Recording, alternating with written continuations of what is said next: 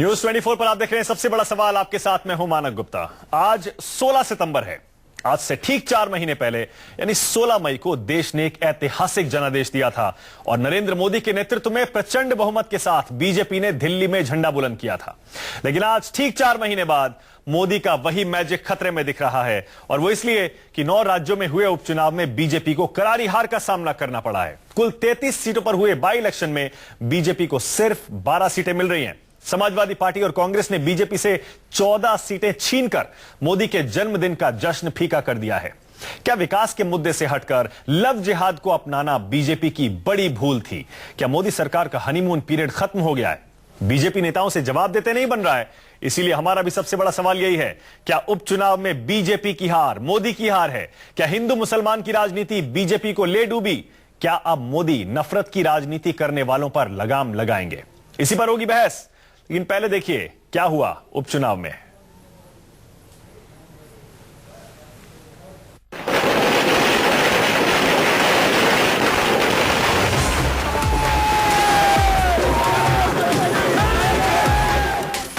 उत्तर प्रदेश में समाजवादी पार्टी का सीना चौड़ा हो गया है।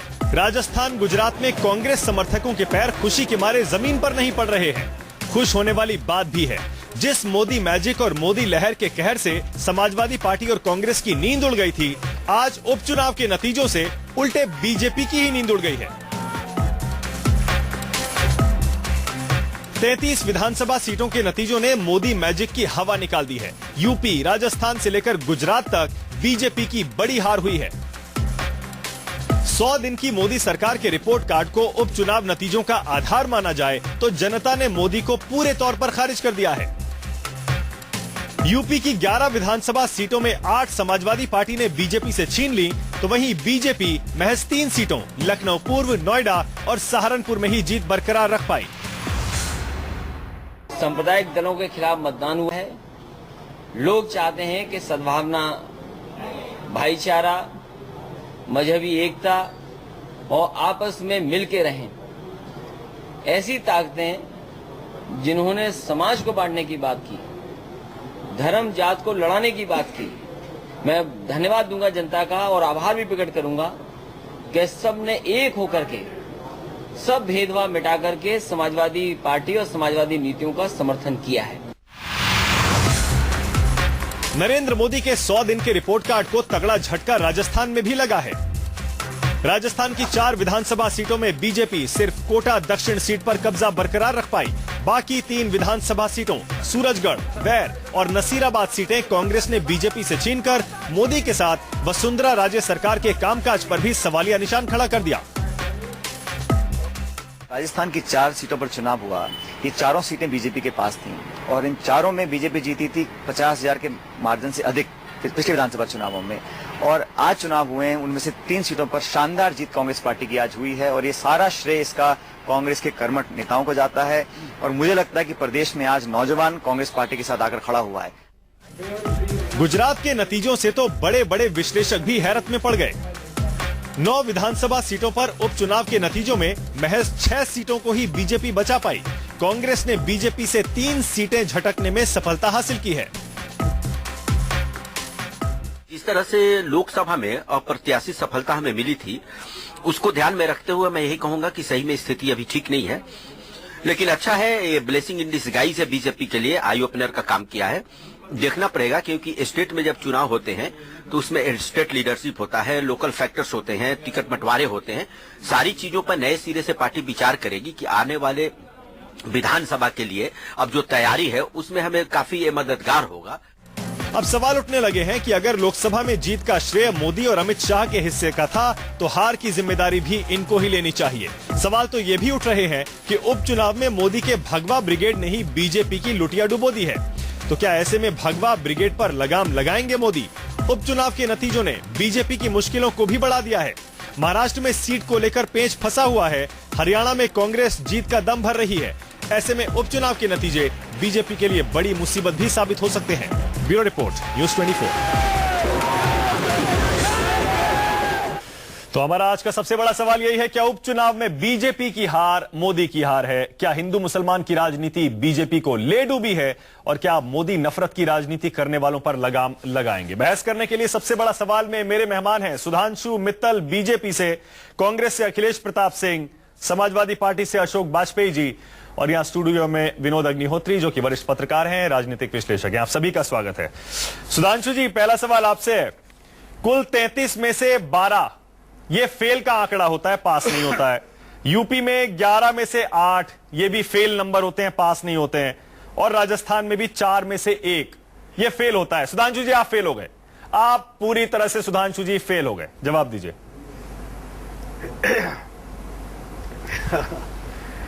ऐसा मानक जी, इसमें सबसे ज्यादा चिंता का जो विषय है वो है राजस्थान का। वहां पे भाजपा की सरकार है। अमूमन ये होता है कि जब उपचुनाव होते हैं तो जो सरकार होती है वही अक्सर ये चुनाव जीतती है। ये उपचुनावों का इतिहास है। अपनी ही सरकार के कार्यकाल के दौरान 4 में से 3 सीटें खोना ये वाकई बहुत गंभीर बात है और ये हतोत्साहित करने वाली बात है और इसका बड़ा गंभीरता से मूल्यांकन करना जरूरी है। मैं दाद देता हूं सुधांशु जी, जो 3 महीने के अंदर सुधांशु जी मैं दाद दे रहा हूं आपकी, मैं दाद दे रहा हूं, सलाम कर रहा हूं। कम से कम राजस्थान की हार को आप हार मानकर उसे स्वीकार कर रहे हैं, लेकिन कहीं आपकी मंशा ये तो नहीं है कि यूपी और बाकी जगह जो हार हुई है उसको आप कम करके बता रहे हैं? मानक जी, ऐसा है, एक जो हार है वो तो हार होती है, लेकिन उसका विश्लेषण है, अगर वो ईमानदारी से करेंगे तो सही निष्कर्ष पे पहुंचेंगे। चलिए फिर ईमानदारी से करिए, अगर पूर्व नियोजित ईमानदारी से करिए फिर सुधांशु जी, बिल्कुल ईमानदारी से करिए और बताइए। हमारा सबसे बड़ा सवाल यही है, क्या ये हार मोदी की हार नहीं है? तो जी नहीं, इसमें मोदी की हार तो कहीं आती नहीं है। पहले तो स्थानीय उपचुनावों को अगर आप किसी नेता की हार मानेंगे तो शायद ये आप उनके साथ जीत होती तो जरूर मोदी जी, लेकिन हाँ, ये गंभीर चुनाव, ये गंभीर परिणाम है। नहीं, विनोद जी सही कह रहे हैं, जीत होती तो आप मोदी की जीत बताते। आज आप बिल्कुल कांग्रेस की स्थिति में आ गए। जब कांग्रेस हारती थी आप बोलते थे अब देखिए ये हारेंगे तो नेता अपने ऊपर ले लेंगे, जीतेंगे राहुल गांधी की बता देंगे। अब आप बिल्कुल वही कर रहे हैं जो कांग्रेस करती है। आप बोल रहे हैं कि ये मोदी की हार नहीं है, जीत होती तो मोदी की बताते। नहीं मानक जी, अगर जो अब विधानसभा चुनाव होंगे ना, उसमें अगर हारेंगे तो हाँ, उसमें कहीं केंद्रीय नेतृत्व पे भी वो बात जाएगी, लेकिन उपचुनावों की हार को उससे जोड़ना ये अतिशोक्ति है। अच्छा चलिए, ये मान है विधानसभा के चुनाव होंगे, उनमें हारेंगे तो वाकई हाँ बिल्कुल मानेंगे, उसमें क्या बात। चलिए, ये भी बहादुरी की बात है। मैं कह रहा हूं सुधांशु जी, ये भी बहादुरी की बात है, ये भी बहुत बड़ी बात आप कह रहे हैं कि महाराष्ट्र, हरियाणा, झारखंड में हार गए तो हम मान लेंगे कि ये केंद्रीय नेतृत्व की हार है। एक और सवाल है कि उपचुनाव का ये एक राउंड नहीं है जिसमें आप हारे। उत्तराखंड में आप हारे, बिहार में आप हारे, उसके बाद अब यूपी और राजस्थान में करारी हार मिली है। ये ट्रेंड चल रहा है सुधांशु जी। इसका मतलब यह है कि हनीमून पीरियड कब का खत्म हो गया है।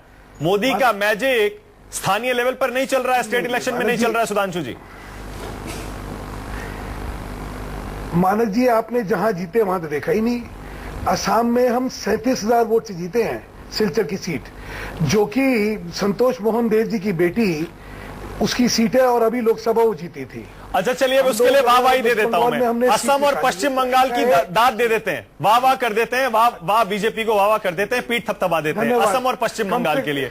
लेकिन लेकिन ज्यादा जो जहां पर इज्जत दाव पर है आपकी, वो यूपी में, राजस्थान में है। गुजरात चलिए फिर भी एक बार छोड़ देते हैं, 9 में से 6 आप जीत गए। जैसे कांग्रेस कहती मेघालय में हम जीत गए। हाँ, जैसे कांग्रेस अपनी हार पर कह देती है, हाँ देखिए नॉर्थ ईस्ट में हम जीते हैं। पे आ जाते हैं। हाँ बोलिए। नहीं, अब यूपी पे आ जाते हैं, अब यूपी पे आ जाते हैं। हाँ, यूपी में हार हुई, ठीक, पहली बात यूपी में हार हुई, लेकिन उसका निष्कर्ष क्या है और उसका मूल्यांकन क्या है, इसको अगर मुझे 2 मिनट देंगे तो मैं बहुत आपका भारी होऊंगा। पहली बात है कि यूपी की राजनीति बहुकोणीय राजनीति है। जब भी मुकाबला होता है तो मल्टी कॉर्नर मुकाबला हुआ करता था। यहाँ पे कंप्लीटली बाइपोलर पॉलिटी हो गई है। ठीक है। उसके एक अपने फॉल आउट्स है, जो कि बाय इलेक्शन में तो सार्थक है, शायद जब इलेक्शन होता है तब नहीं होता है। दूसरा एक और है, यूपी का एक इतिहास और याद रखिएगा, और खास तौर से ये मैं सापा के लिए कह रहा हूं। जब पिछली बार कार्यकाल में सपा थी तो 18 सीटें जीती थी ये बाई इलेक्शन में, जबकि इनकी सिर्फ 5 सीटें थी। और जब यही इन्हीं सीटों पे विधानसभा में 2007 में इलेक्शन हुआ तो सिर्फ 6 सीटें आई थी। उसका कारण यह है कि एक तो मैंने आपको ये अभी मल्टी कॉर्नर पॉलिटी बताया। सर एक सेकंड सुधांशु जी जितने पॉइंट्स आप गिनाना चाहें गिनाइएगा, एक एक करके बात करते हैं ताकि बहस होती जाए। आप कह रहे हैं मल्टी कॉर्नर होता था फाइट, अरे तो बीएसपी अगर नहीं लड़ी तो उसका वोट आपको भी तो आना चाहिए था। इतनी तगड़ी लहर आपकी चल रही है, वो सारा का सारा वोट उधर क्यों चला गया? लेकिन सुधांशु जी असेंबली में यूपी की एक सेकंड मैं ये बस ये आंकड़ा बता दूं जरा। यूपी की असेंबली में सुधांशु जी आप जानते हैं आपको 47 सीट थी, अब 8 और कम हो गई हैं 39 सीटें। जरा सुधांशु जी सोचिए, लोकसभा में 80 में से 73 सीटें आपके पास हैं और असेंबली में 47 थी, उनमें से भी 8 कम हो गई, 39 रह गई। बहुत शर्मनाक आंकड़ा है ये सुधांशु जी। अभी और इसको ऐसा लग नहीं रहा कि 2017 में भी आप इसकी भरपाई कर पाएंगे, क्योंकि जो ट्रेंड दिख रहा है यूपी में, समाजवादी पार्टी सत्ता में होने के बावजूद इतना अच्छा कर रही है, बहुत मुश्किल है आपके लिए। मयंक जी मैं फिर वही कह रहा हूं, एक अंग्रेजी की कहावत है, nothing succeeds like success, nothing fails like failure. हाँ हम लोग हारे हैं, ठीक है, लेकिन उसका निष्कर्ष आप 2017 जब 2017 पे लेके जाते हैं तो ये अतिशोक्ति है, क्योंकि वही मैं आपको बतला रहा था। चलिए ठीक है, 2007 के विधानसभा से पहले 18 सीटों पे ये लोग जीते थे और जब उन्हीं सीटों पे 2007 में इलेक्शन हुआ तो सिर्फ 4-6 सीटें आई थी उसकी। तो बाई इलेक्शन उपचुनावों का नतीजा उसको आप लोग विधानसभा पे। चलिए ठीक है सुधांशु जी, बाकी मेहमानों के पास भी जाना है, सुधांशु जी बाकी मेहमानों के पास भी जाना है, लेकिन एक और सवाल उससे पहले सुधांशु जी आपसे, खासतौर से यूपी की बात हो रही है इसलिए आपको लग रहा है कि लव जिहाद का मुद्दा उठाकर विकास से हटकर आपने अपने पैर पर खुद कुल्हाड़ी मारी है? बीजेपी लव जिहाद कर रही थी, विकास भूल गई एकदम लोकसभा की जीत के बाद, और लोगों ने पूरी तरह से नकार दिया, रिजेक्ट कर दिया आपके लव जिहाद और कम्युनल पॉलिटिक्स को। माना जी पहली बात एक और याद रखिएगा, इतिहास साक्षी है कि सांप्रदायिकता का जब चुनाव होता है तो हमें कभी सफलता नहीं मिली है। 93 के बाद 96 में हम लोकसभा हारे थे, गुजरात में 2002 के बाद 2004 में हम लोकसभा हारे थे। तो जितने रणनीतिकार हैं वो इस चीज को बहुत अच्छी तरह जानते हैं, इसीलिए आपने देखा होगा कि 2014 का पूरा चुनाव जो था वो विकास पे लड़ा गया था, उसमें बाकी लोग सांप्रदायिक राजनीति करने की कोशिश करी, हमने नहीं करी थी। इसीलिए तो आपने गलती की, इसीलिए मैं कह रहा हूं कि आपने गलती की। चलिए ठीक है सुधांशु जी, और डिटेल में करेंगे बहस, अखिलेश प्रताप सिंह और डिटेल में बहस करेंगे, ठीक है और करेंगे। अखिलेश प्रताप सिंह, अखिलेश जी माफ करिएगा, तो थोड़ा शुरू में सुधांशु जी से ज्यादा सवाल करने थे क्योंकि आज उनका दिन है, आज तो दिन आपका भी है अखिलेश जी, आपने बहुत अच्छा किया है। दिन तो अशोक वाजपेयी जी का है। अशोक वाजपेयी जी, एक सेकंड में आ रहा हूं सर, माफ करिएगा, एक सेकंड में आ रहा हूं, लेकिन अखिलेश जी पहले आपसे, आज आपके लिए भी अच्छा दिन है अखिलेश जी, आज आपने भी राजस्थान में बाजी पलट दी है, 4 में से 3 सीटें छीन ली हैं आपने बीजेपी से, और आपने गुजरात में भी अच्छा किया, 3 सीटें छीन ली हैं। लेकिन अखिलेश जी सच ये भी है कि राहुल गांधी के बिना आपने ये किया है, तो इसका मतलब यह समझ लें कि राहुल गांधी अगर आपके चुनाव प्रचार में दिखाई नहीं दे तो ही अच्छा है आपके लिए। यह एक चुटकुला भी चल रहा है कि मोदी चुनाव नहीं गए इसलिए बीजेपी हार गई और राहुल गांधी नहीं गए इसलिए कांग्रेस जीत गई। ये जो चुनाव हुए हैं उपचुनाव, अभी ये माननीय मोदी जी के सत्ता नशी होने के बाद तीसरा राउंड का चुनाव है, और किसी भी उपचुनाव में हमारे राहुल जी सोनिया जी हिस्ट्री है आज तक नहीं गए हैं, सिर्फ राज बब्बर जी के एक अपवाद को छोड़ करके वो नहीं जाते हैं। अच्छा, स्थानीय नेतृत्व चुनाव लड़ता है, ठीक है, तो आपके बात का ये जवाब मैंने दे दिया। हाँ। दूसरी बात, जनता के अच्छे दिन अब शुरू हो रहे हैं, क्योंकि बीजेपी वालों के अच्छे दिन जो बीजेपी अपने लिए मानती थी, प्रधानमंत्री अपनी कॉन्स्टिट्यूंसी के 1 सीट हारे हैं, अपने प्रदेश की 3 सीट गंवाए हैं, स्वीप करने वाले यूपी में 73 पार्लियामेंट सीटें। अरे सर अखिलेश जी बीजेपी का मत गिनाइए, मुझे थोड़ा सा कांग्रेस का भी गिना दीजिए अखिलेश जी, क्योंकि मैं कह रहा हूं सिर्फ राजस्थान के अलावा आपको भी कोई बहुत ज्यादा सक्सेस नहीं मिला है। राजस्थान में आपने 4 में से 3 जीती हैं, यूपी में क्या हुआ, इसके अलावा गुजरात में भी आपने 9 में से सिर्फ 3 जीती हैं, वैसे देखा जाए तो। हमारे पास इस उपचुनाव में 33 सीटों में सिर्फ 32 सीटों में सिर्फ 2 सीटें थी। हम कितना बड़े हैं आप देख लीजिए। बीजेपी जो बीजेपी डिक्टेंशन में थी वो पासिंग मार्क्स भी नहीं पा पाई है। हम बहुत अच्छा हर जगह नहीं कर पाए, ये फैक्ट है जी। ये मलाल है हमें। हाँ। लेकिन हम इम्प्रूव किए हैं, इतना संतोष है हमें, हम इम्प्रूव किए हैं, हर जगह इम्प्रूव किए हैं। और जो एक मिथ था बीजेपी का, जो बीजेपी के लोग बनाए हुए थे, मोदी जी के नाम पे तीनों उपचुनाव लड़े थे, क्या हुआ? जनता ने उसे नकारा है। इसलिए नकारा है कि आप जो बड़े बड़े सब्जबाग लेकर के इस चुनाव में आएंगे तो आपको रिजल्ट देना होगा। आप देखिए, जब से मोदी जी की सरकार आई, एक दिन से पहले दिन से जितेंद्र सिंह के बयान से शुरू करिए, ये बीजेपी और बीजेपी के लोग और इनके मंत्री असल से उत्पाद। अच्छा अखिलेश जी, देश में। अच्छा ठीक है अखिलेश जी, एक सवाल और है। पूरा हर तरफ उत्पाद दिखता था। ठीक है, एक सवाल और है अखिलेश जी, ऐसे बयान, ऐसी भाषा। और ये एक मिनट, ये जो लोग पत्रकार लोग, जो प्रवक्ता लोग आते थे, इनमें इतना दम्भ और घमंड था कि अगर कोई जनता की बात रख करके उनको याद दिलाए कि आपने वादा ये किया था, कुछ शुरू करें, तो सीधा बोलते थे, आप 5 साल के लिए मुझे जनादेश मिला, बीच में मत टोकिए, 5 साल बाद मैं हिसाब दूंगा।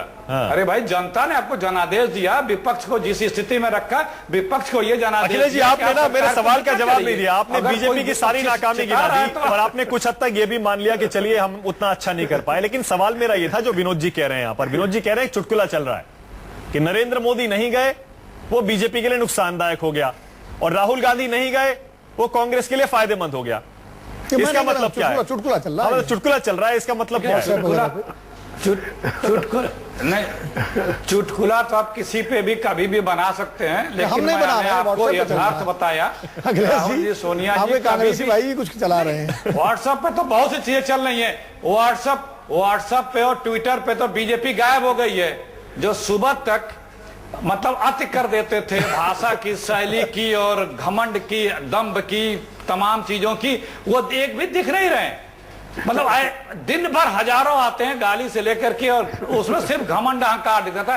किसी की व्हाट्सएप उस पर दिख नहीं रहा कोई ऐसी चीज बीजेपी वालों ठीक है, ठीक है अखिलेश जी, ये चीजें ठीक है। नहीं ठीक है अखिलेश जी, एक सेकंड में आता हूं। सुधांशु जी एक सेकंड, अशोक जी बहुत देर से इंतजार कर रहे हैं। अशोक जी माफ करिएगा, आना तो मुझे सबसे पहले आपके पास चाहिए था अशोक जी, क्योंकि आज तो सबसे बड़ा दिन है आपके लिए।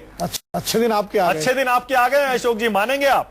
11 में से अगर आप 8 सीटें जीत लेते हैं, वो भी ऐसे में जब लोकसभा की आपके पास सिर्फ 3 सीटें थी, माफ करिए 5 सीटें 80 में से, उसके बावजूद अब 6 हो गई। अब 6 हो गई। अशोक जी नहीं 5 ही, 5 ही।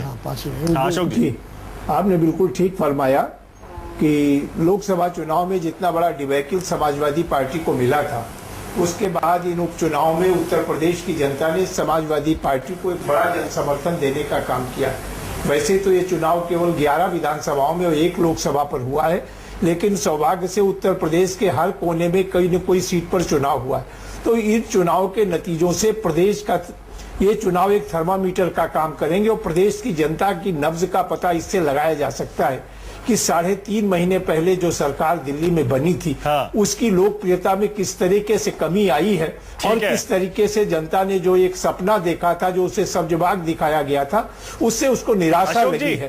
और समाजवादी पार्टी ने 2012 में सरकार बनने पर, अशोक जी मैं ये कह रहा हूं, आप खुद अपने मुंह से ये बात कह रहे हैं, 2012 में सरकार, अशोक जी आप खुद ये बात मान रहे हैं कि 3.5 महीने पहले लोकसभा चुनाव में बीजेपी जीती थी, उसका मैजिक खत्म हो गया। इसका मतलब आज जो आपको जीत मिली है वो बीजेपी की लोकप्रियता गिरने से मिली है, आपकी सरकार के कामकाज की वजह से नहीं मिली है। सही है ये?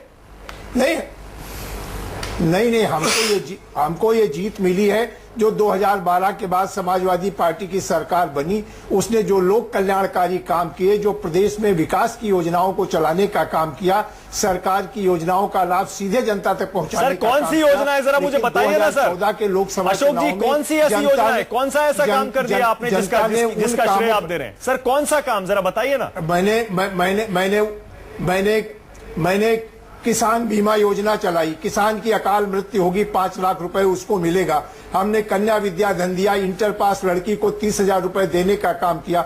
इंटर पास लड़कों को हमने लैपटॉप देने का काम किया। हमने समाजवादी पेंशन योजना चलाई जिससे तमाम 40 लाख लोगों को इस पेंशन का लाभ देने का काम किया। सारी उपलब्धियां समाजवादी एम्बुलेंस सेवा चलाई। अशोक जी देश में कई, मैं सिर्फ ये कह रहा हूं, आपकी ये सारी उपलब्धियां जो हैं लोकसभा चुनाव में लोगों ने नकार दी थी। हम ये कह रहे हैं अब आप खुद अपने मुंह से कह रहे हैं कि आज बीजेपी को जो जीत मिली है वो मोदी का मैजिक कम हो गया है, लोकप्रियता कम हो गई है इसलिए मिली है, मतलब आपकी वजह से नहीं है।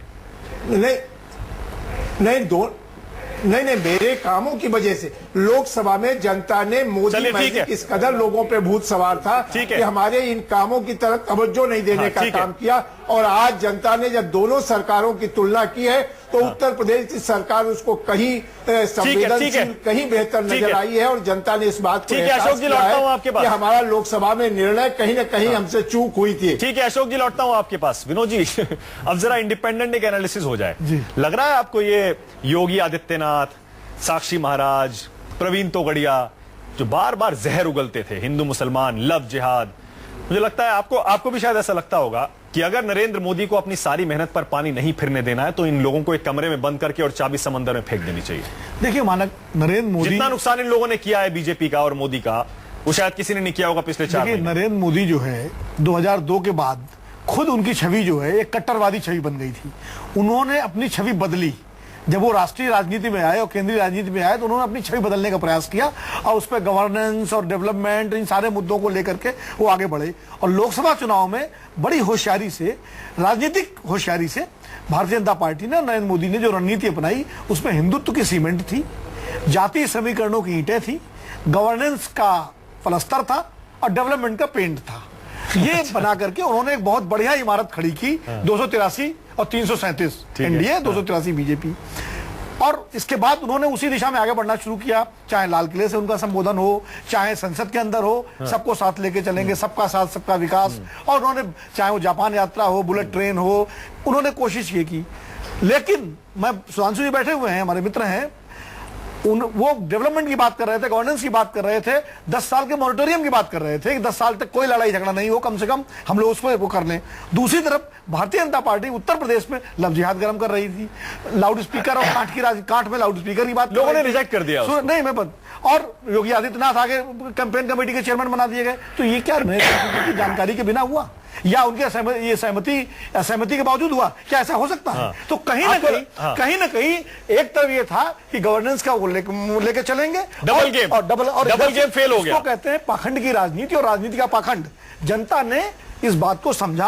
उन्होंने कहा कि मोदी जी, हमें आपका गवर्नेंस चाहिए, हमें आपका डेवलपमेंट चाहिए, हमें गुजरात मॉडल चाहिए, हमें योगी आदित्यनाथ, हमें 24 घंटे बिजली चाहिए, हमें योगी आदित्यनाथ चाहिए, नौकरियां चाहिए, जो आपने वादा किया, हमें योगी आदित्यनाथ और साक्षी महाराज नहीं चाहिए। तो ये अब मोदी लव जिहाद नहीं चाहिए। हाँ, अब मोदी जी को तय करना है कि वो जिस वजह से आज 273 243 सीटों पर है, उस नारे को लेकर आगे बढ़ेंगे। और भारतीय जनता पार्टी को अपना कोर्स करेक्शन करना पड़ेगा, अमित शाह जी को कोर्स करेक्शन करना पड़ेगा कि लोगों अब खुद करेंगे। और खुद नुकसान हुआ है तो सुधांशु जी ने कहा कि जब सांप्रदायिकता के आधार पर चुनाव हुए हैं तब तक भारतीय जनता पार्टी का नुकसान हुआ है।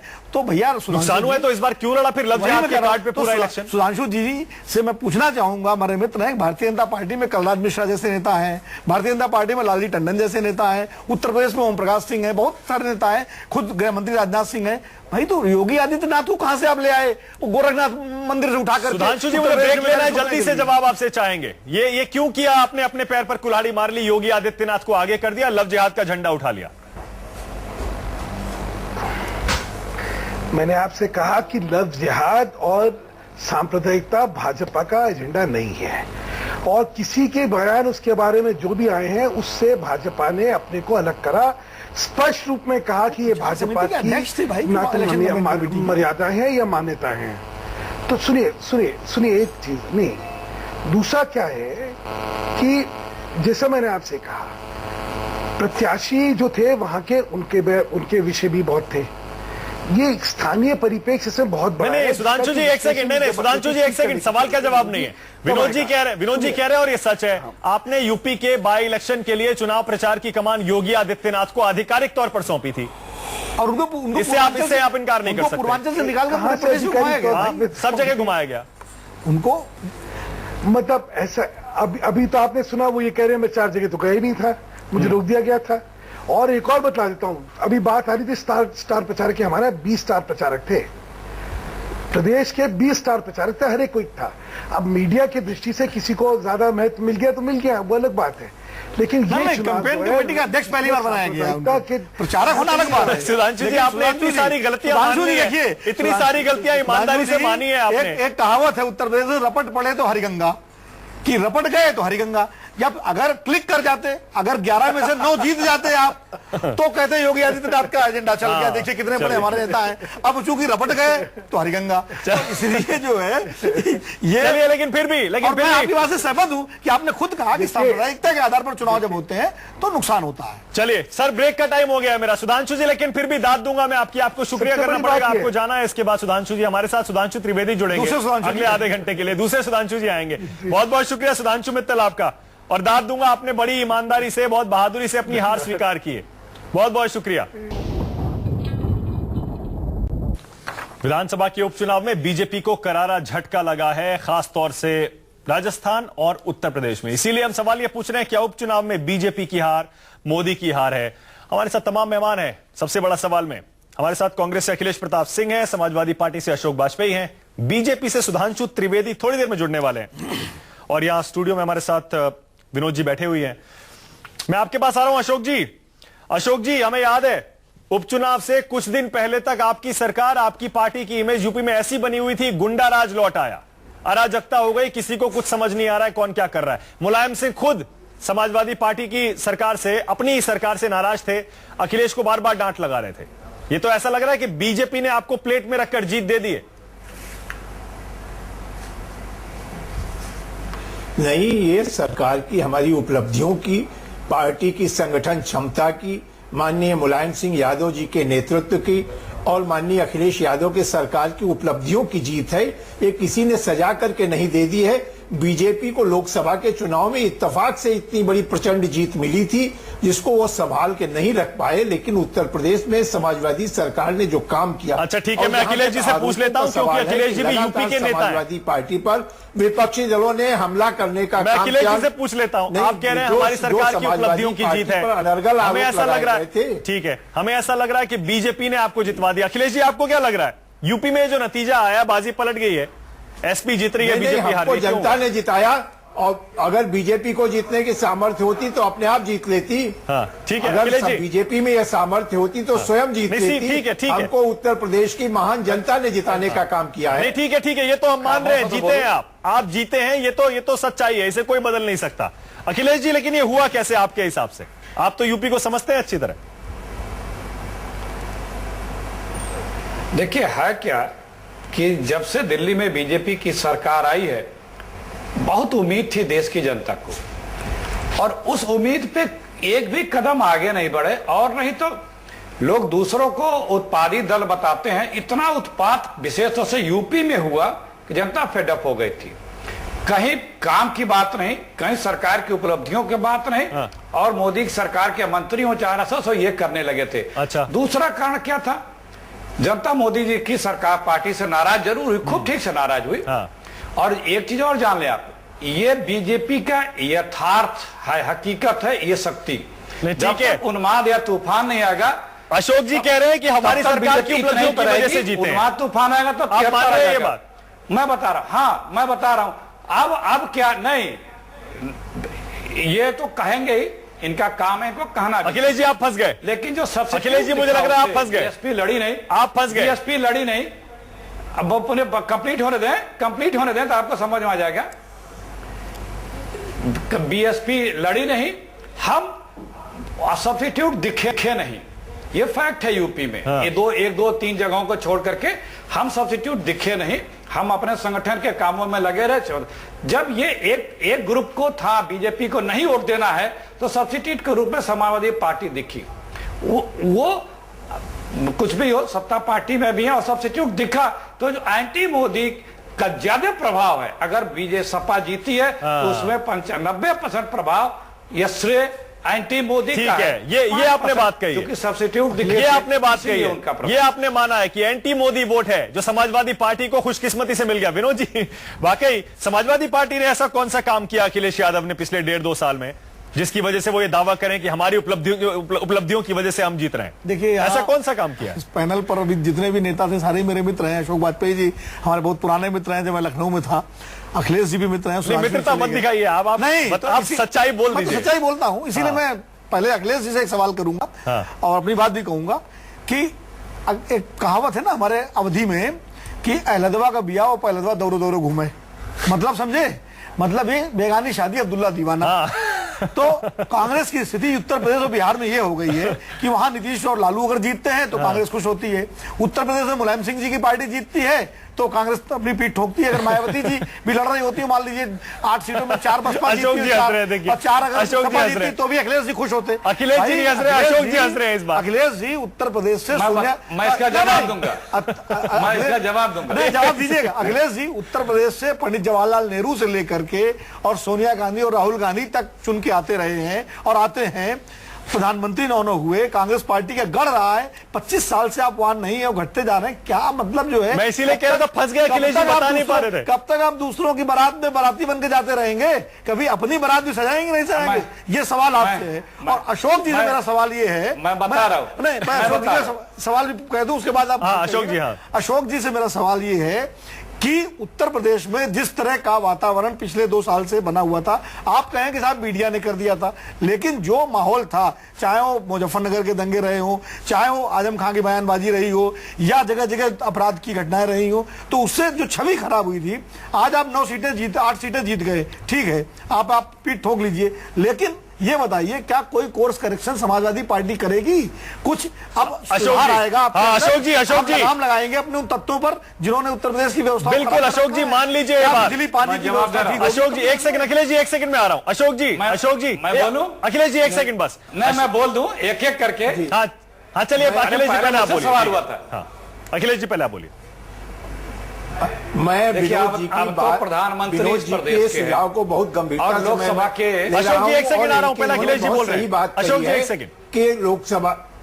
हाँ अखिलेश जी बोलिए। देखिए, आप तो प्रधानमंत्री मोदी जी यूपी से हैं और एक ऐसा एटमॉस्फेयर बन गया था कि अगला असेंबली का चुनाव सब लोग बीजेपी से लड़ेंगे। हमारा कोई स्टेक नहीं था इस चुनाव में। हम 1 सीट पे सेकंड पे थे। पिछले चुनाव जो 11 सीटें थी और 2 जगह से लोकदल लड़ा था। हम इंप्रूव करने के लिए 1-2 सीटों जीतने के लिए लड़ रहे थे। हम इंप्रूव कई जगह किए, ठीक ठाक ठीक है। सरकारी में भी हम अच्छा उठ पाए हैं। लेकिन जो सवाल किया, बीजेपी आज के बाद यूपी में स्पेंड फोर्स मानी जाएगी। जो पहले ये था आज के पहले कि बीजेपी से लोग लड़ेंगे, बीजेपी मेन लड़ाई में रहेगी, एक ये मिथ टूटा। समाजवादी पार्टी अपने परफॉर्मेंस से जाएगी। ठीक है, अगला चुनाव हमारे ऊपर अब जिम्मेदारी है कि हम अगर बेहतर काम करते हैं, बेहतर अपना संगठन खड़ा करते हैं, ठीक है, जनता की लड़ाई लड़ते हैं, ठीक है, आप लड़ाई में वापस आ सकते हैं। चुनाव 17 लड़ाई में वापस आ सकते हैं। जाहिर है हर कोई आ सकता है। सबसे बेहतर अपॉर्चुनिटी है कांग्रेस के लिए। ठीक है अखिलेश जी, बेहतर अपॉर्चुनिटी। अखिलेश जी, विनोद जी कह रहे थे यदि हम अच्छा काम, जनता का काम करते हैं। ठीक है, विनोद जी आपके लिए कह रहे थे बेगानी शादी में अब्दुल्ला दीवाना, लेकिन मैं ये कहता हूं कि बेगानी शादी नहीं है। आपको बीजेपी की हर हार पे आप खुश इसलिए होंगे क्योंकि अमित शाह और नरेंद्र मोदी बार बार कांग्रेस मुक्त भारत की बात करते हैं, इसीलिए उसकी हर हार पर आप खुशी होंगे। सुधांशु त्रिवेदी हमारे साथ जुड़ गए। सुधांशु जी, थोड़ी देर पहले सुधांशु मित्तल, अखिलेश जी 1 सेकंड, अंग्रेज नहीं हमको मुक्त कर पाए तो ये क्या कर पाएंगे? ठीक है सुधांशु जी, सुधांशु मित्तल थोड़ी देर पहले हमारे साथ थे। स्वागत है आपका सुधांशु जी। उन्होंने बड़ी ईमानदारी से, बहुत बहादुरी से माना कि हाँ हमसे गलतियां हुई है, हमारी हार हुई है। और मैं उनको भी यही बता रहा था, 33 में से 12 सीट, ये तो पास का आंकड़ा भी नहीं है सुधांशु जी। यूपी में 11 में से 8 तो बुरी तरह फेल है और राजस्थान में 4 में से 1, 25% होता है ये तो। 11 में से 3 यूपी में, 11 में से 3, माफ करिएगा सुधांशु जी, बुरी तरह से फेल हैं आप। देखिए, ये बात तो हम ईमानदारी से स्वीकार करते हैं कि यह परिणाम हमारी अपेक्षा के अनुरूप नहीं है और उन चीजों का विश्लेषण करके हम निश्चित रूप से आगे सभी प्रकार की त्रुटियों का परिमार्जन करके आगामी विधानसभा चुनाव में प्रभावी रूप से सरकार बनाने की स्थिति में होंगे। मगर ये जो चुनाव था ना, इसमें एक बिंदु और ध्यान देने योग्य है। ये ना सत्ता परिवर्तन का चुनाव था, ना नेतृत्व परिवर्तन का चुनाव था, ना व्यवस्था परिवर्तन का चुनाव था। चुनाव में एक और बात थी भाई, उत्तर प्रदेश में 4 प्रमुख दल हैं तो एक तो खुद अखिलेश जी ने बोला कि भाई मैं 1-2 सीट बढ़ाने के लिए लड़ रहा था, तो मतलब कांग्रेस तो लड़ने लायक नहीं थी और बसपा लड़ी नहीं। तो चुनाव इस प्रकार का हो गया, भाजपा बनाम संपूर्ण विपक्ष एक तरफ। ठीक है, यह परिस्थिति विधानसभा चुनाव में नहीं होगी। हाँ, कि बसपा चुनाव नहीं लड़ेगी, कांग्रेस भी ठीक है। चुनाव नहीं लड़ेगी। ठीक तो है, इस लेकिन- प्रकार का जो एक विशिष्ट प्रकार का ध्रुवीकरण है, हाँ। जो राजनीतिक विश्लेषक समझ सकते हैं, चलिए, ठीक है। उसका एक तात्कालिक लाभ स्थानीय मुद्दे, प्रशासन होना, रोहनिया की घटना में जिस प्रकार से प्रशासन ने अपना दुरुपयोग किया, सरकार ने, ये सारी मैं रोहनिया पे आने वाला था, आपने पहले ही जवाब दे दिया। फिर भी सुधांशु जी, ईमानदारी लेकिन से स्वीकार सुधांशु जी, एक सेकंड, सुधांशु जी, इसका मतलब आपकी सारी जीत जो है मल्टी कॉर्नर कॉन्टेस्ट पे डिपेंड होती है, यानी लोकसभा में multi corner contest UP Bihar में था, इसलिए आप जीत पाए, नंबर एक। दूसरी बात जो है कि अगर बसपा मैदान में नहीं थी, कांग्रेस कमजोर है, तो जो बसपा का वोट वो है, आपको आना आप चाहिए भी तो था। खींच सकते थे। मैं वही कह रहा हूं, बसपा मान लीजिए, बीएसपी नहीं लड़ी। मैं खुल के साफ साफ कह देता हूं, आप ये कहना चाहते हैं मुस्लिम वोट सारे मुलायम सिंह को चले गए, तो दलित वोटों के लिए आपने कांठ में लाउड स्पीकर की राजनीति की, उसके बावजूद दलित वोट आप क्यों नहीं ले पाए? 20-20, 25-25 हजार से समाजवादी पार्टी के कैंडिडेट जीते हैं। सुधांशु जी, देखिए, चुनाव में विनोद जी एक चीज और थी, इस चुनाव में लगभग मत प्रतिशत, जो मतदान का प्रतिशत है, वो आधा आ रहा है लोकसभा का। इसका मतलब इसमें जनता की भी वह उत्साहपूर्वक अब सहभागिता नहीं थी जो सामान्य चुनावों में, यानी लोकसभा। ठीक है, ठीक है, ठीक है, एक सेकंड, नहीं, सही है, सही कह रहे हैं सुधांशु जी, सही कह रहे हैं, सुधांशु जी सही कह रहे हैं। अरे मेरे भाई, पास आंकड़ा है, लखनऊ में मेरे पास आंकड़ा है। 58% पोलिंग हुई थी, इस बार 32% पोलिंग हुई। नहीं, एक सेकंड, मेरे पास आंकड़ा है सुधांशु जी, जहां सबसे कम मतदान हुआ है वहां पर आप जीते भी हैं। जो 3 सीटें आप जीते हैं उनमें से 2 में सबसे कम मतदान हुआ है। मैं ये, हाँ, नोएडा है उसमें से, 60,000 वोट जीते। मैं जीते की बात नहीं कर रहा हूं। नहीं, कम मतदान की वजह से आप कह रहे हैं ना कि हमारे। नहीं, ठीक है, अच्छा ठीक है, मुद्दे पे आ जाते हैं। सुधांशु जी, लगातार मत प्रतिशत कम होने से जो आप कह रहे हैं ना, कौन सा वोट ट्रांसफर हुआ, कौन सा नहीं ट्रांसफर हुआ, ये इतना। चलिए, ठीक है सुधांशु जी, जब आप कम मत प्रतिशत को सबसे बड़े सवाल पे आ रहा हूं सुधांशु जी। विश्लेषक समझ सकते हैं कि कौन सा वोट अधिक पड़ा, कौन सा वोट कम पड़ा। ठीक है, सबसे बड़े सवाल पे आ रहा हूं सुधांशु जी, ये बताइए, हार किसकी है? क्या नरेंद्र मोदी की हार है? क्या योगी आदित्यनाथ की हार है? क्या ये पार्टी की उस नीति की हार है जिसमें लव जिहाद को आगे कर दिया गया, विकास के मुद्दे को पीछे कर दिया गया? हालांकि राजनाथ जी इनकार करते हैं लव जिहाद। हाँ, राजनाथ जी नरेंद्र को पता मोदी नहीं, वो डबल चुनावों में प्रचार करने के लिए गए थे। हाँ, नहीं, ये बताइए, नरेंद्र मोदी जी कितने चुनावों में प्रचार करने के लिए क्यों नहीं गए थे? नरेंद्र मोदी जी तो छोड़िए, हमारा कोई केंद्रीय नेता कितने चुनावों में प्रचार करने गया था? नहीं, क्यों नहीं गए थे मोदी अरे जी? मैं तो कह रहा हूं ना, जनता से लेके ये उपचुनाव था, हमारे शीर्ष नेतृत्व उपचुनावों में जो विधान 1-1, 2-2, 3-3, 4-4 उत्तर प्रदेश में 11 सीटों का हो रहा था, तो उनमें चुनाव के लिए नहीं गए। फिर भी साहब उत्तरदायित्व उनके ऊपर फिक्स करने की जो चेष्टा है, यह कतई उचित नहीं। उपचुनाव स्थानीय मुद्दों पर अच्छा, होता अगर है। जीत जाते तो आप जी, हाँ, मैं वही कह रहा हूं सुधांशु जी, अगर जीत जाते तो कहते कि मोदी जी की जीत है ये, अमित शाह जी की दिल्ली जीत है। यूनिवर्सिटी में क्या प्रचार करने गए थे नरेंद्र मोदी? क्या दिल्ली यूनिवर्सिटी में अमित शाह और नरेंद्र मोदी प्रचार करने गए थे? मान्यवर विनोद जी, 2013 के सुनिए, एक उस मिनट जीत बात का सुनिए। श्रेय आपने दे दिया। उस जीत का श्रेय 2013 आपने के नरेंद्र मोदी की लहर को दे विधानसभा दिया। चुनाव जिस दिन घोषित हुए थे, नहीं, दिल्ली मेरी यूनिवर्सिटी पूरी का- बात सुनिए, मेरी पूरी बात हाँ, सुनिए। बोलिए। 2013 के विधानसभा चुनाव जिस दिन घोषित हुए थे, जिस दिन 2013 के विधानसभा चुनाव घोषित हुए थे, पार्टी की तरफ से अधिकृत बाइट मैंने दी थी, निकलवा के देख लीजिए। हमने कहा था यह विधानसभा के चुनाव है, या स्थानीय मुद्दों और स्थानीय विषयों पर लड़े जाएंगे। हाँ, मोदी जी की लोकप्रियता का इन चुनावों में हमें लाभ मिल सकता है, यह बाइट है, आप देख लीजिए। अच्छा, ठीक है, हमारा इसका स्टैंड मतलब नहीं ठीक है, बदलता। ठीक है, इसका मतलब ये हुआ सुधांशु जी, स्थानीय मुद्दों पे इसका होते हैं, मतलब ये और हुआ, लोकसभा का चुनाव राष्ट्रीय इसका मुद्दों पे। मतलब ये भी हुआ सुधांशु जी, मानक जी, एक सेकंड अखिलेश जी, इसका मतलब सुधांशु जी ये हुआ कि अगर मानक नरेंद्र जी, मोदी नहीं जाएंगे आप कहीं मानक नहीं जी, जीत पाएंगे। आप पूरी तरह से नरेंद्र मोदी के चेहरे, उनके प्रचार, उनके भाषण, उनकी छवि पर अरे निर्भर मैंने कहा करते हैं। नरेंद्र मोदी नहीं, कोई भी नेता नहीं गया। नहीं, मैं तो यही नहीं, मैं ये समझना नरेंद्र चाह मोदी रहा नहीं, हूं। आप बताइए कोई इनके केंद्रीय नेता का नाम राष्ट्रीय लीजिए जो अध्यक्ष का गया एक वक्तव्य आपको याद चुनाव प्रचार दिलाऊं। करने के लिए। हाँ, अखिलेश जी कुछ कह रहे हैं, अखिलेश जी। जो अमित शाह जी ने एक इंटरव्यू में बयान दिया था कि यदि यूपी में इसी तरह से कम्युनल टेंशन बना रहेगा तो बीजेपी बहुत गेनर होगी। ये तो भाव थे, ये तो सोच थे उस राष्ट्रीय दल के। क्या होगा, जनता ने सही स्थान पे पहुंचा दिया, क्योंकि आप अरे अब उस विषय पे शब्दबाग दिखा करके बहुत दिनों तक नहीं पाते। मतलब राष्ट्रीय अध्यक्ष ये बात कह रहा है, ऑन रिकॉर्ड कह रहा है, नहीं, ठीक है, उसको अपने सरकार के विकास के बात पे के आधार पे वोट का आधार नहीं बता रहा है सुधांशु जी, वो ये आधार बता रहा है। अच्छा आप सुधांशु सोच लें। जी, ठीक है, चलिए आप नहीं मानेंगे सुधांशु जी, लेकिन लव जिहाद का मुद्दा बैकफायर कर गया, ये तो मान लीजिए। भाई लव जिहाद हमारे राजनीतिक जो एजेंडा था, जो हमारा कार्य समिति में प्रस्ताव था, उसका तो मुद्दा ही नहीं था। और अभी जो अखिलेश जी कह रहे हैं, अच्छा मैं दोबारा से पूछता हूं, इनकी पार्टी की तो आज वो हालत है, मैं दोबारा से पूछता हूं कि खाने में सुधांशु जी मतलब डबल गेम फेल हो गया पैमाने में, सुधांशु जी डबल गेम फेल हो गया आपका। एक तरफ राजनाथ सिंह जी कह रहे हैं हमें नहीं पता है लव जिहाद क्या होता है, दूसरी तरफ योगी आदित्यनाथ जो कि आपकी प्रचार समिति के अध्यक्ष थे, वो लव जिहाद का झंडा लेकर चले। साक्षी महाराज तो रेट बता रहे हैं, साक्षी महाराज तो रेट लिस्ट बता रहे थे, मैं ये कह रहा हूं डबल गेम आपका फेल हो गया। ये बताइए सुधांशु जी, राजनाथ सिंह जी ने मना किया कि लव जिहाद क्या है, वो गृह मंत्री है देश के, और साक्षी महाराज ही रेट बता रहे हैं, तो क्या इंटेलिजेंस एजेंसी साक्षी महाराज को रिपोर्ट नहीं, वो ठीक है, वो उस पर बहुत बहस हम कर चुके हैं, लेकिन ये बताइए मान लीजिए ना कि वो मुद्दा नहीं चला और आपसे गलती हो गई, विकास के मुद्दे पर टिकना चाहिए था जिसपे आप लोकसभा जीते थे काफी हद तक। देखिए, कोई मुद्दा भारतीय जनता पार्टी अपनी तरफ से नहीं बनाती है। चुनाव की हार जीत अपनी जगह है। उत्तर प्रदेश में जिस प्रकार का सांप्रदायिक वातावरण समाजवादी पार्टी की सरकार ने आज ही नहीं बनाया है, जब जब ये सत्ता में आए हैं, अच्छा, 1989, 1994, 2003 और आज हमेशा बना है। चलिए ठीक है, इस पे आप पूरे रिकॉर्ड ठीक है, इस पर तो हम बहस करते रहेंगे। प्रदेश में सांप्रदायिक दंगे हुए, ठीक है ठीक है ठीक है, उत्तर प्रदेश में 3 बार सेना आई है, ठीक है साल में ठीक है, 2 बार समाजवादी, ठीक है, एक और सवाल अशोक जी से, ठीक है, एक और सवाल अशोक जी से। आधार पे आप समाजवादी पार्टी के आप जो कह रहे हैं पर पर्दा डालने का प्रयास, ठीक है सुधांशु जी, आप जो कह रहे हैं वही बात अशोक जी से पूछ रहा हूं। आप कह रहे हैं कि बीएसपी नहीं लड़ी और सीधे सीधे ये मुकाबला बीजेपी बनाम बाकी पार्टियां हो गया, इसलिए आप हार गए। अशोक जी, आपको भी लगता है कि बीएसपी के नहीं लड़ने से आपको फायदा हुआ, ये तो आप मानते होंगे, तो ऐसे में आने वाले विधानसभा चुनाव में आगे जो भी चुनाव आएंगे, क्या आप इस पर विचार करेंगे कि बीएसपी और एसपी एक साथ लड़े, लालू नीतीश की तरह? लालू नीतीश की तरह?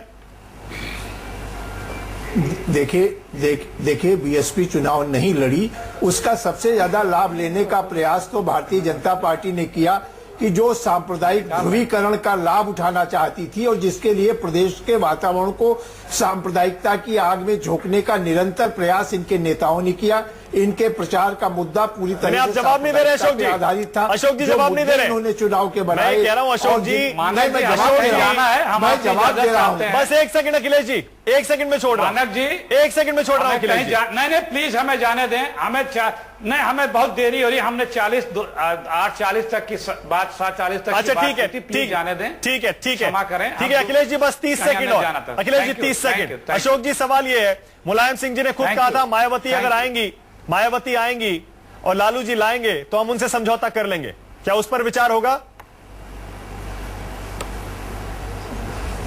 नहीं, हमने तो जो कहना था वो कह दिया, उस पर विचार तो उनको करना है। नेताजी ने जो कह दिया उसके बाद तो कहीं कोई बात मतलब आपका ऑफर खुला हुआ है, विचार तो अब दूसरे पक्ष को करना है। ठीक है, आपका ऑफर खुला हुआ है। सबसे बड़ा सवाल में आज हम बात कर रहे हैं उपचुनाव में आए नतीजे की, जिसमें बीजेपी को झटका लगा है। सुधांशु त्रिवेदी हमारे साथ हैं, बीजेपी के फायर ब्रांड प्रवक्ता। सुधांशु जी, हम ये सोच रहे थे आज जब नतीजे देखे कि शिवसेना के नेता और खासतौर से उद्धव ठाकरे मुस्कुरा रहे होंगे आज, जिस तरह से आप उनके साथ हार्ड बॉल खेल रहे थे सीट शेयरिंग पे, अब वो मुस्कुरा रहे होंगे और अब वो छोड़ेंगे नहीं, बिल्कुल आपको आधी सीटें नहीं देंगे वो, क्योंकि उन्होंने देख लिया है कि मोदी का मैजिक कम हो रहा है और वो यही बात रखेंगे आपके सामने भी। सुधांशु जी, देखिए, शिवसेना हमारा 28 साल पुराने सहयोगी हैं और ये भारत के राजनीतिक इतिहास का सबसे बड़ा और सफलतम गठबंधनों में से एक है।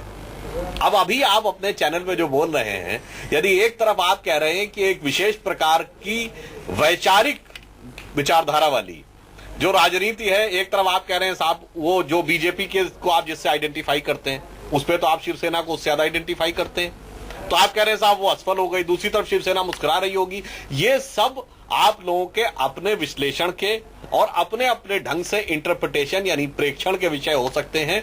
यथार्थ यह है कि शिवसेना हमारे सबसे पुराने सहयोगियों में से एक है, एनडीए का एक महत्वपूर्ण और सबसे महत्वपूर्ण घटक में से वो तो ठीक है, तो हम लोग मिलकर चुनाव लड़ते हैं और मिलकर चुनाव लड़ेंगे, ये भी माना जा रहा है। सफलता या असफलता पर हम समान रूप से प्रभावित होते हैं, लेकिन आप तैयार हो जाइए, अब वो आधी सीटें नहीं बिल्कुल नहीं देंगे आपको, मुख्यमंत्री पद बिल्कुल नहीं देंगे आपको अब वो। चलिए देखते हैं आखिर होता क्या है। बहुत बहुत शुक्रिया सुधांशु त्रिवेदी, अशोक वाजपेयी, बहुत बहुत शुक्रिया सर, समय खत्म हो गया, फिर बात करेंगे। नेता और प्रभारी लोग इस विषय पे विचार विमर्श कर रहे हैं, यहाँ पर विषय वो नहीं है। चलिए ठीक है, बहुत बहुत शुक्रिया विनोद जी। सबसे बड़ा सवाल में अभी के लिए इतना ही।